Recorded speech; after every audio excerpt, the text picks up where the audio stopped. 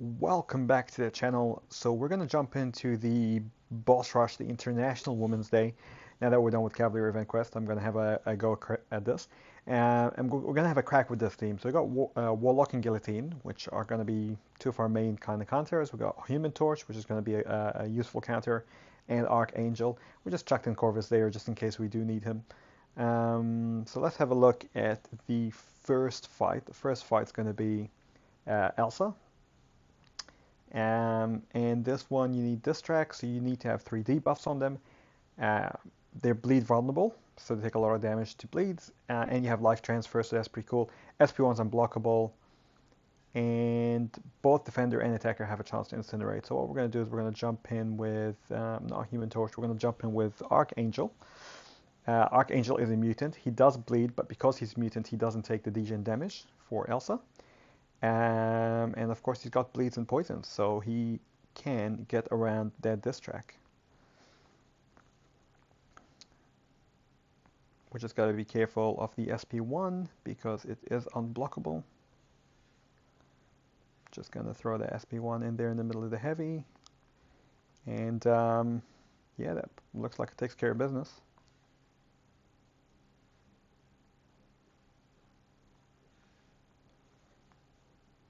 So let's throw that. Oh, we're under the diss track, I think. So we need to get in one more bleed. There we go. And yeah, that takes care of Elsa. So that wasn't too bad. Next up, we have Symbiote Supreme, the female version. And so what does she have? She's got more health, more attack.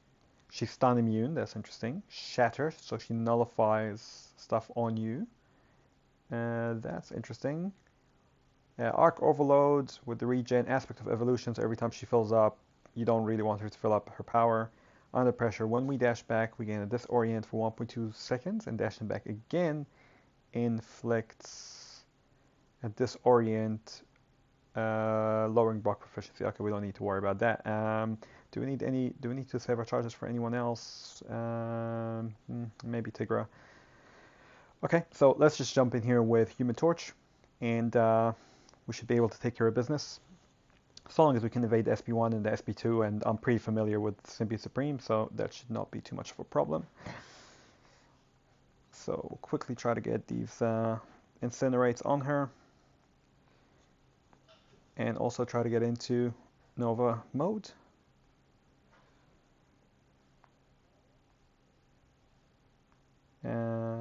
Yep.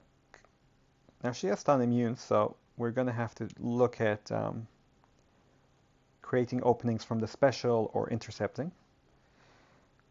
But Human Torch also has pretty good, what's it called? Pretty good block proficiency against Mystics. So this fight so far is not really going too bad. Just bait out the heavy. Probably try to get the SP2 because I prefer intercepting on the SP2 better than the SP1. Okay, she's gonna come through the window, pop down, and there we go.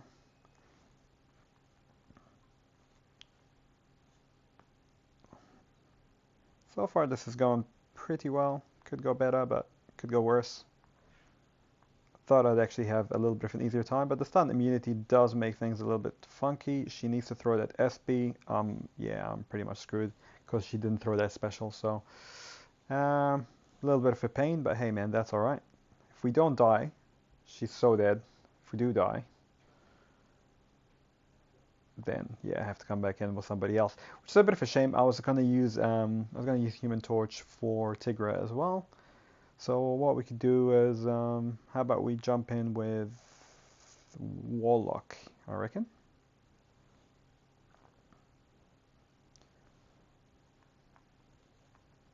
Now the only thing I have to be careful of here is that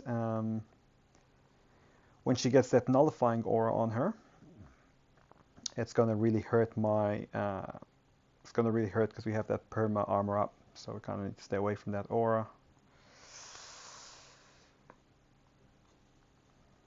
Yep, so she'll shatter that, but that's okay, at least she's not regenning anymore.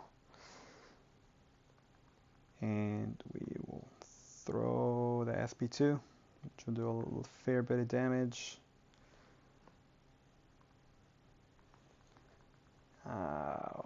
Crank her up, and that should probably be enough to finish her off. So I don't particularly want to take Warlock in, but not a terrible way to finish the fight. So next up, we are up against Black Widow. So let's have a look. Black Widow, what does she have? Not a lot of life. Heavy hits aren't interrupted. She takes a lot more damage and stun. She's got Energize and Power Reserve. Is she an Avenger? She is an Avenger. So what I might do is I might just might try to see if I can charge up Corvus on this one. I can come in here with what's his name actually? With Archangel. But I'm just gonna see if I can pick up a charge for a little bit later on.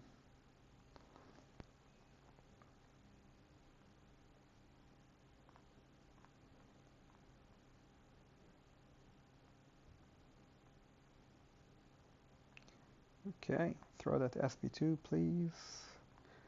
Come on. Yep. Just gotta be careful when she throws that heavy that she will go unstoppable. That's fine. That's also fine. We'll throw an SP2.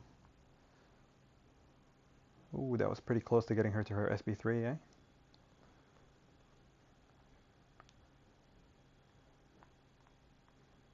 So she can throw one more.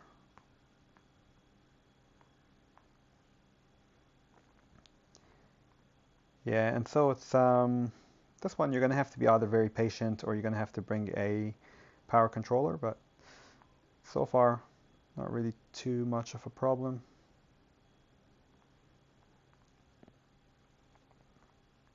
Just gotta be careful not to push her to her SP3. And oh yep, she finally evaded, so that's good. So now what I need? She doesn't have. Ah, there we go. We get that charge. I think maybe she's even stun immune. So, but we got that charge, which is what we wanted. So now we just wait for our charges to come back out, for her to throw the SP2. There we go. Now we're going to be in a nice vein of form here, just throwing SP2 after SP2 with criticals. So 1, 2. Oh, that was supposed to be an SP2, not an SP1, but that's okay.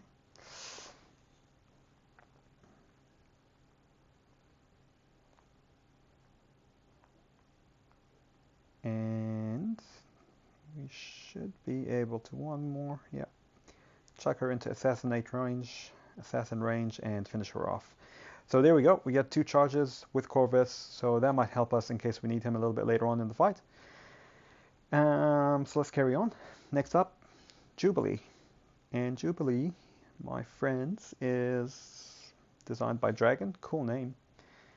Conflictor every 7 seconds. The next debuff activated on her is purified. Okay. Feats of energy. She's gonna power gain. More unique buffs, gain more power. Aspect of Death, Disarray, and whenever you cast a special, either champs get a different effect. So, oh, this is interesting because I could go Warlock, I could go Guillotine, or I could go Corvus. Let's just see who else is up. Tigra. And, okay, let's maybe use Guillotine, shall we?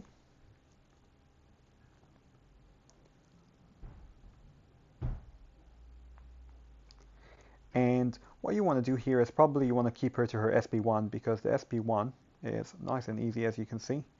All she does with that is flips. So I'm going to throw my SP1, get her down there.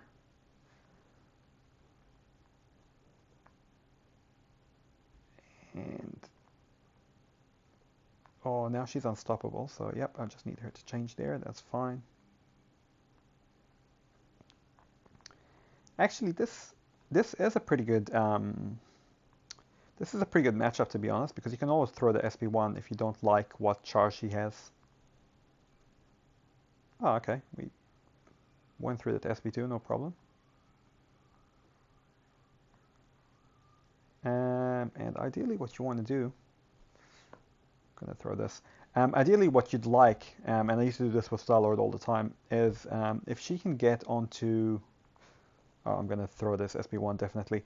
If you can get her onto power lock, then you just keep her there and you just don't throw any of the specials. I'm going to have to throw the SP1 again, even though she's blocking, because I can't have her at SP3. So I might have to play a little bit aggressively here. Yep, we're going to throw the SP1 again, pull that power out. So it's a little bit tricky because of her of that power gain that she has. But luckily, all we need is to get to an SP1 to be able to break her back down. Oh, I don't like that, but we have our regen.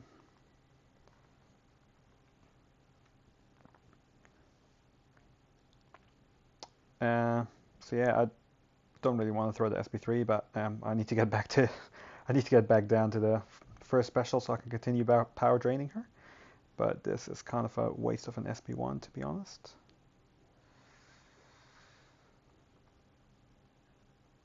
Okay, that's alright. She's still playing ball though, so that's kind of a good thing. And there we go, we'll get the degen, we'll pull that special out, maybe get her to throw a special herself, or get into S special 1. Yep, that's absolutely fine. I don't want her to have regen though, so I'm going to pull that one out. Now she's unstoppable, and that's a little bit tricky. But now she's got bleed, and I'm okay with that. Unless she wants to throw a special, because she's just going to bleed her life away. I don't even have to degen her. There you go. Too easy. So, actually, yeah, Guillotine, really good matchup against her. I went much better than I expected, to be fair. So that leaves us with 2 runs. We got Tigra, and we got Storm X. Let's have a look at Tigra. Created by Cat Mordok. She's got pull. So she's got projectiles, but she's got that mechanism where she charges heavy, you miss the projectiles. Power shield means we only deal damage on specials. All special attacks are unblockable. Combo party 10. When the defender is struck with a physical attack. Right, so I actually want. So that's kind of why I wanted Human Torch, because he's got energy attacks. None of these guys I think have energy attacks. We can try Archangel, but it's going to be quite interesting. Oh, nah, the bleed does work anyway, so that's okay. The bleed and the poison does work. So we'll chuck a couple on her there. A few more. Another one. Oh, the unblockable makes it a little bit nasty, and then we're just going to throw one special and she's kind of gone. There we go. Too easy, man. Very, very easy once you got the neurotoxins on there. Absolute, just an absolute breathe. And that brings us to the final fight of International Women's Boss Day, which is Storm X. Not a lot of life, to be honest. Katie Candy created her. Micro Reflect, so she's like an Ant-Man. SP1 is unblockable. Long distance with the weakness. Performance anxiety, so if you throw a special, 15-second timer, and if you throw another special, there's a 100% chance to glance. Defenders are to fight with an indefinite passive prowess. So, oh man, we could go multiple ways here, but what I might do is I might see if I can pull in Corvus. Warlock might be quite good for this fight as well. But we got a couple of charges with Corvus. This is the final fight. Only thing is she does have that glancing.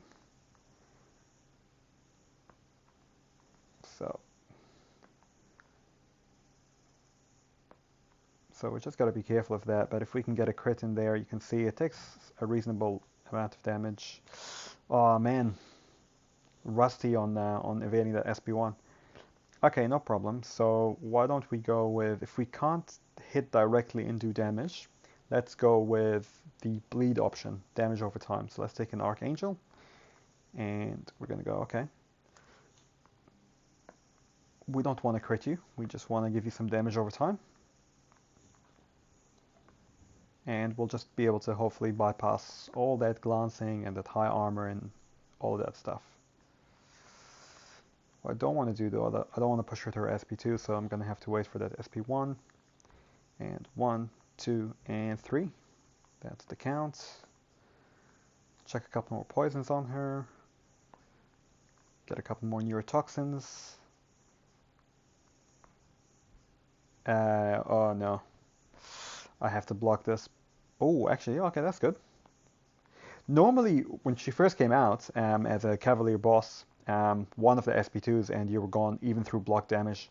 She does so much damage, but yeah, if you can play around, you don't have to crit her, you don't have to hit her, you could just do damage over time. So, like Archangel or Void or something like that, then this was pretty easy, man. What's this? Ah, you got a profile pick. Get a special profile pick. So yeah, guys, this is the boss rush. Very easy. You end up getting a 5-star Woman the Power Crystal, and you can pop it and get a champ of, well, not of your choice, but one of these ones. I actually have most of them. I'd probably like Black Widow Clairvoyant out of those. She'd be ideal, or Black Widow Deadly Origins, or even Scarlet Witch as a 5-star would be pretty sick, man. So so yeah, hopefully this helped you guys out if you're struggling with this boss fight. If it did, share it with your friends, share it with your alliance. Leave a comment below if you liked it. Leave a comment below, tell me what team you used yourself. And yeah, I'll see you in the next one. I'll kakiteano, bros and girls.